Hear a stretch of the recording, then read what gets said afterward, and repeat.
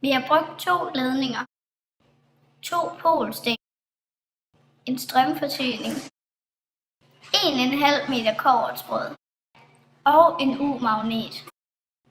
Vi starter med at sætte ledningerne i strømforsyningen ved vekselstrøm. Derefter forbinder vi ledningernes anden ende til polstængerne. Vi afisolerer kobbertråden med en saks, for der kan skabes forbindelse til polstængerne. Kobbertrådens anden ende vikler vi om hver sin polstang og rykker polstængerne så langt væk fra hinanden, at tråden er udstrakt.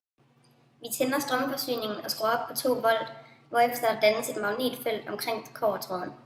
Vi sætter U-magneten hen til kobbertråden og ser, at U-magneten får kobbertråden til at hoppe på grund af magnetfeltet.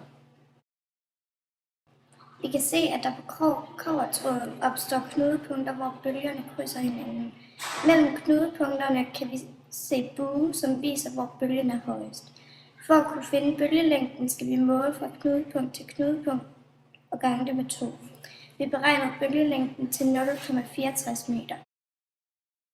Da vi ved, at der i en stikkontakt er 50 Hz og at bølgelængden er 0,64 meter, kan vi nu beregne bølgens fart. Vi bruger bekvemmelighedstrekanten og ser, at vi skal gange lambda med frekvensen. Vi udregner og får resultatet 78,125 meter i sekundet.